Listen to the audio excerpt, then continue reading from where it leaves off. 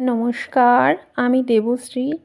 আমার একটি নতুন ব্লগে সবাইকে স্বাগত জানাই। আজ দিনটি ছিল রবিবার। এখন সকাল 10টা মতো বাজে। একটু ব্যস্ত ছিলাম আমি সকালের জলখাবারটা বানানোর জন্য। তাই বোনের সাথেই ছিলাম রান্নাঘরে, বোনকে সাহায্য করার জন্য। সেজো বোন ও ছোটো বোনকে সকালের টিফিন খাবার পরে পাঠালাম মেলার মধ্যে, যেটা আমার মেজো বোনের শ্বশুরবাড়ির একদম পাশেই ছিল। মেলাটা হুদুর মেলা বলে পরিচিত।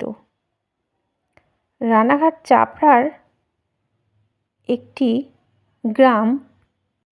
তোমরা অনেকেই শুনেছ, কারণ এটা হলো ফুলের স্বর্গ। এখন এই গ্রামটা ভাইরাল হয়েছে সোশ্যাল মিডিয়ার দৌলতে।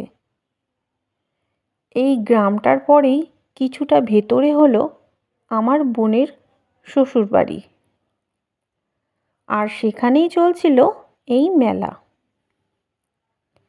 এই মেলার বিশেষত্ব হলো কাঠের জিনিসপত্র। বহু দূর দূরান্ত থেকে মানুষ আসে এই কাঠের জিনিসপত্র কিনতে।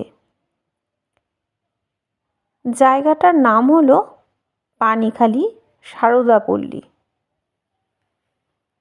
এই কাঠের জিনিসগুলোর মধ্যে রয়েছে ছোট ছোট কাঠের আলমারি, ঠাকুরের বিভিন্ন ধরনের সিংহাসন, বিভিন্ন আধুনিক ডিজাইনের কাঠের খাট। এছাড়াও রয়েছে বিভিন্ন সাইজের কাঠের জলচৌকি ও পিঁড়ি, যা আমাদের নিত্য জীবনে খুবই প্রয়োজনীয়। গত বছরও আমি এসেছিলাম এই মেলায়। তখন এতটা কাঠের খাটের কালেকশান আমি দেখিনি এবছরের মতন।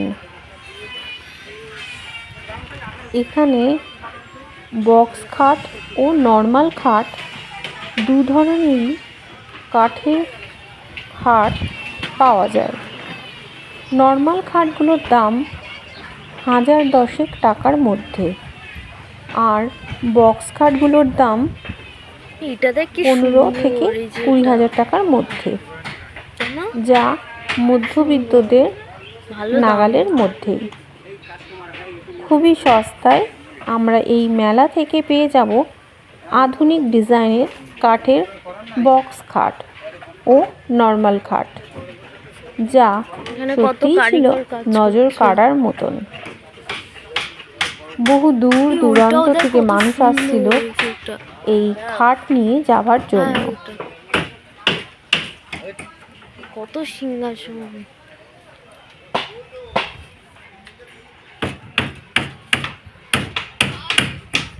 প্রচুর সিংহাসন।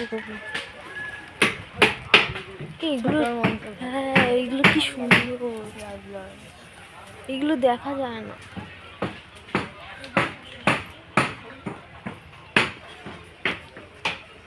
কোনটা যেন বেশ দেখলাম বাইরে।